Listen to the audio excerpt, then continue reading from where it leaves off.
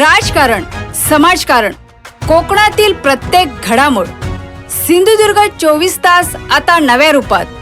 सिंधुदुर्ग संवाद, ताज्या घडामोडींसाठी आताच सबस्क्राइब करा. कुडोपी गाव परिसरात लाल दगडाच्या उत्खननामुळे आणि खाणीवरील कामगारांकडून उघड्यावर शौचास जाण्यामुळे नैसर्गिक जलस्रोत दूषित होत असल्याचा आरोप ग्रामस्थांनी केला आहे. दूषित पाण्यामुळे लहान मुले, ज्येष्ठ नागरिकांसह ग्रामस्थांच्या आरोग्याला धोका निर्माण झाल्याचे ग्रामस्थांचे म्हणणे आहे.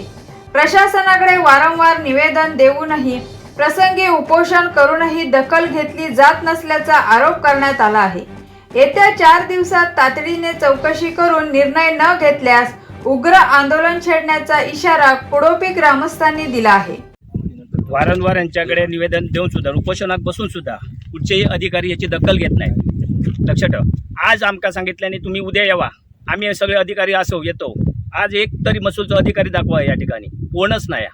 लक्षात ठेवा, ह्याच्या पुढे जर ताठ भूमिका जर ग्रामस्थांनी जर घेतल्याने, लक्षात ठेवा मी काय बोलतोय, ताठ भूमिका जर घेतल्याने जर गाड्याची तोडफोड झाली, कुठली तोडफोड झाली, ते का पूर्णपणे जबाबदार शासन असतात.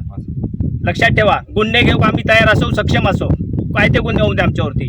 पण जर शासनाने 4 दिवसात जर काय निर्णय नाही घेतला तर 8 दिवसात आम्ही येऊन काय करूच आता करणार, एवढं तुमका आता मी या ठिकाणी सांगतोय. ग्रामपंचायत सदस्य गावामध्ये म्हणजे 12 महिने पाणी पुरायचं पहिलं, पण आताची परिस्थिती अशी आहे की ह्या खाणींमुळे पाणी पूर्णपणे बंद झालं आहे.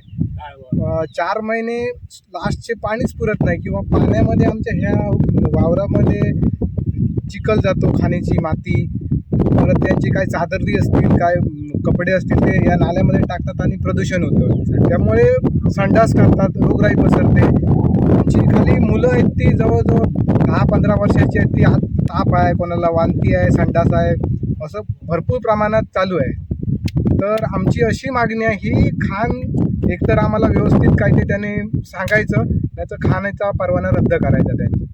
मी ग्रामपंचायत सदस्य आहे. ही आता कुडोपी गावातील ही चेतन कदम नावाच्या ग्रस्ताने खण मारली आहे, चिरेखण. आम्ही 2 वेळा उपोषण केलं, 15 ऑगस्टला मी इथे आलो, तर ते वारंवार सांगून सुद्धा ऐकत नाही. आता पण इथे काय केलं नाही बघा, हे दूषित पाणी आमच्याकडे खाली केलेलं आहे. तर पूर्वी आम्हाला हे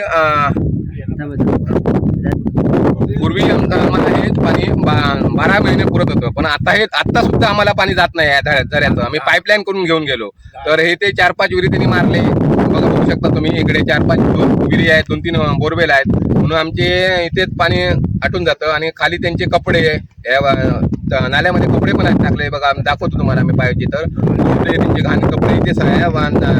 नाल्यात शौचालयाला बसतात ते लोक, आम्ही व्हिडिओ पण आमच्याकडे आहेत त्यांचे काढलेले. तर आमची एक विनंती आहे सरकारला की हे त्यांचं कायमस्वरूपी बंद व्हावं. सिंधुदुर्ग 24 तास आता नव्या रूपात.